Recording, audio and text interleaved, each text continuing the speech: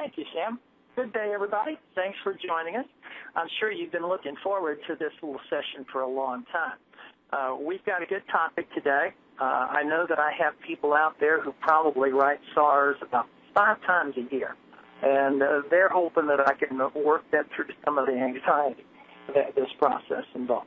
I know there's also people out there who may write 10 to 15 SARs a week, and what they're hoping is that I can offer them some suggestions that will make the process a little bit smoother and to help them be confident that they've got the process in line and they're doing it as efficiently as they possibly can. And frankly, it's my job to help both audiences. So I encourage you to submit questions, just as Sam mentioned. If you have your questions, go ahead and submit them, please, during the course of the program. I had one question that was submitted in advance. That's very helpful.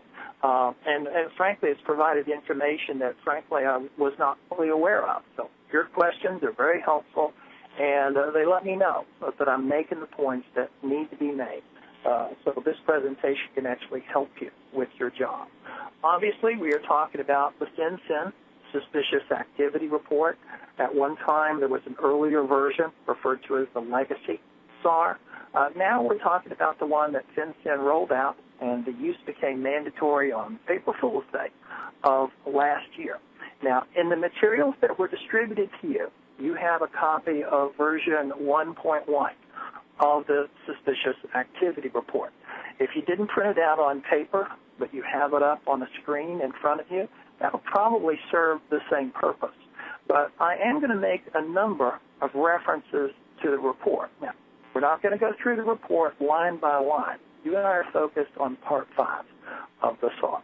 But there are some essential references that I do need to make. And let me point out something about this version 1.1. Obviously, that suggests there must have been a version 1.0. So it's correct. They have altered the Suspicious Activity Report since it was first published. Now, in terms of what changed in regard to the appearance, nothing changed.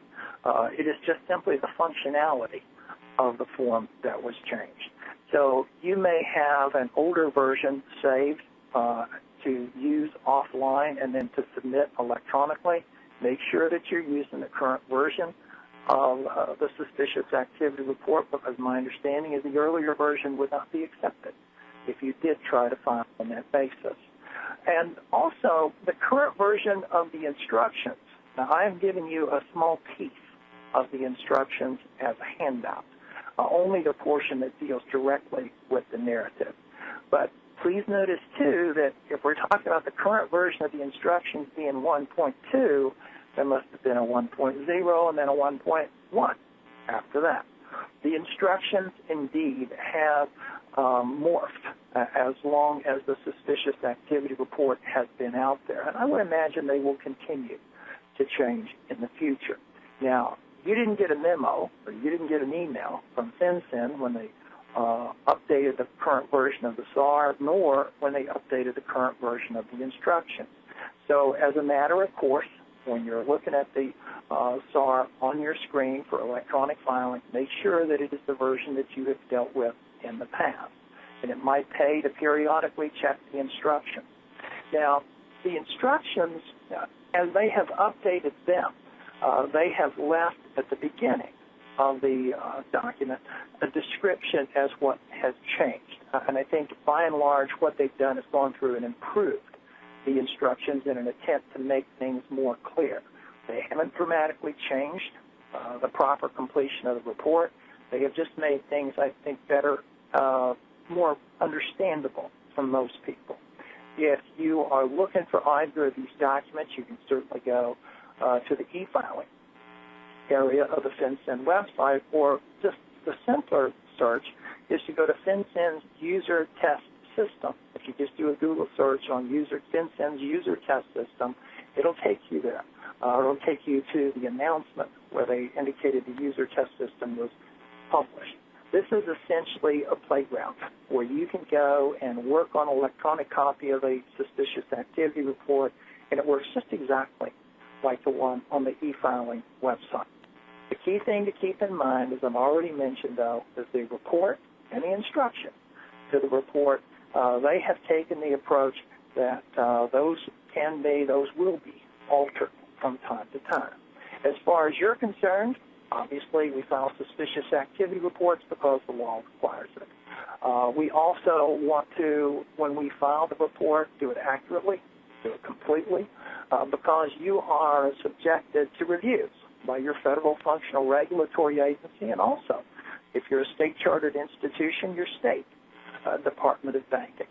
We want to make sure that we will avoid any objective criticisms, and there's also some subjectivity about the completion of the suspicious activity report. Sometimes you'll be faced with a completion question for which there isn't any firm guidance. So what you've got to make sure of is that you are, number one, consistent in your approach, and number two, you have a rationale for the approach that you have taken. And perhaps the most important thing is this is something that we have to do anyway. This is a required investment of time and effort. We want to make sure that we have the best possibility that law enforcement might read the suspicious activity report that we have written and give them a basis for acting on the suspicious activity that we have identified. In other words, as I said, it's a required investment. So we want to make sure that if we're going to make that investment, we get the best possible chance of a return on that investment. Now, the suspicious activity report obviously is a long and fairly complicated form. It, however, has a number of boxes where information is required, but I'm going to say that the most important thing about the suspicious activity report is indeed the narrative. It's just like when people ask you, what's the most important thing about real estate? The response is the location, and the location. With the SAR, it's the narrative, and the narrative. Now, when we file a suspicious activity report, there's a tremendous amount of information that we provide in those 8 pages. Obviously, we describe the subject.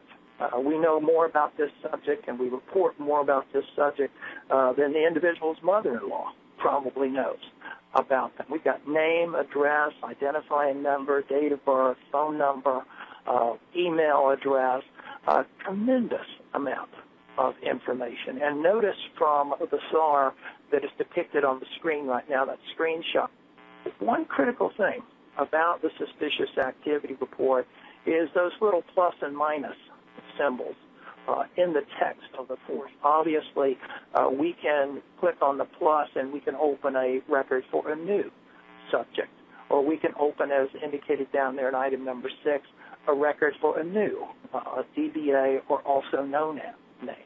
So in the text portion of the SAR, we're going to identify the subject. We're also going to, in the suspicious activity report, the text section, talk about the dates and the amounts. We have an amount for what's involved in this particular report.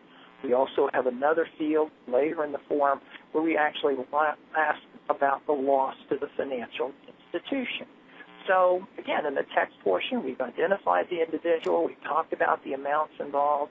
We're also going to check some boxes on the suspicious activity report. How many boxes we check depends on the fact situation. Some of these characterizations actually represent a violation of law. Others just simply represent a fact that you have seen. So, again, we've got the characterizations of activity. We've identified the person. We know the amounts. And we also are going to characterize the types of products and the instruments that are involved.